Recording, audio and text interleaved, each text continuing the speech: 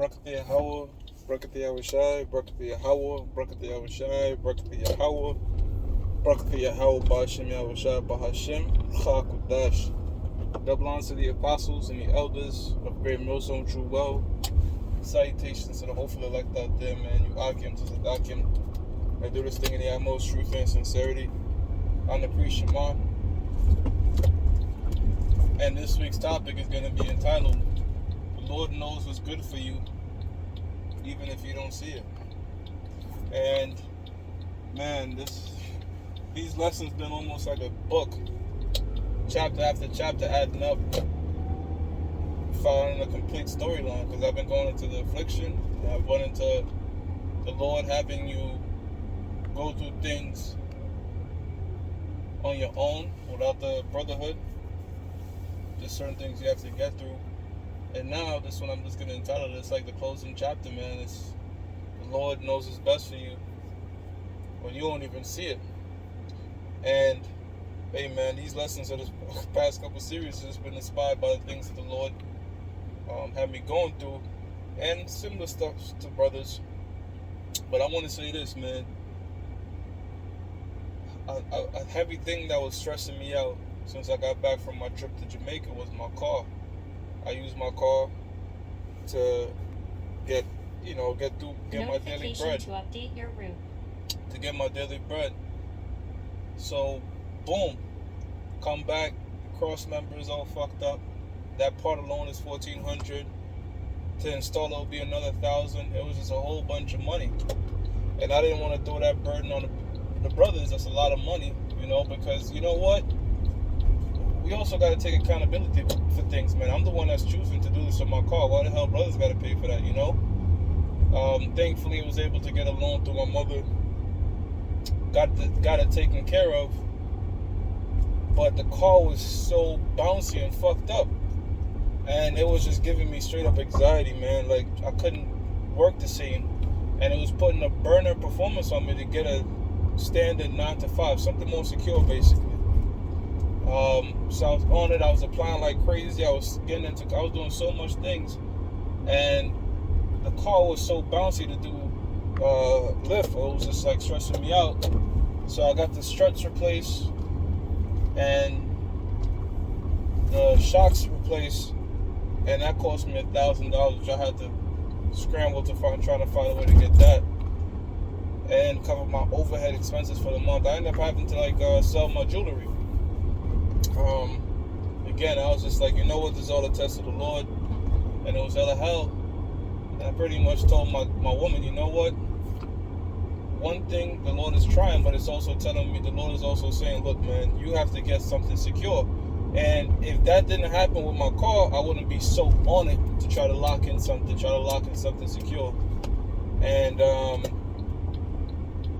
thankfully, through the grace of the Lord, I got picked up by a good, reputable company with benefits, all that stuff. I got the medical, I passed the road test, I got the medical. Everything is low and just locked in. It's just a matter of, just finalizing that.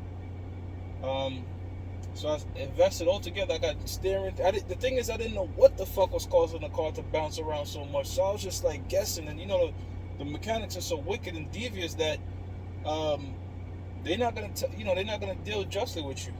Primarily Jake and the nations, man. And I told a brother in Jamaica this, man. I was like, when you deal with Esau, they deal with you in terms of business practices, straight up just business. They'll deal with you better than Jake and deal with you better than the nations, because that scheming aspect ain't there.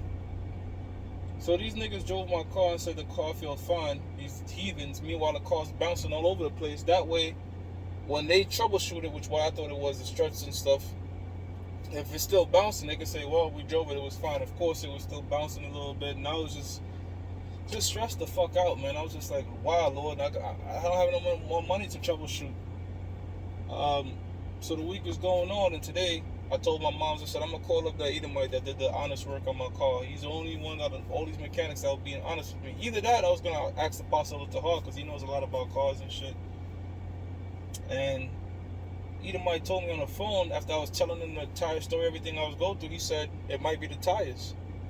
Because guess what? It was the tire pressures were completely different. I had 45 over here, 35 over here, 29 over there. That's why the car was just like moving like a drunkard, man. And I could feel like, it felt like I was walking barefoot on the street.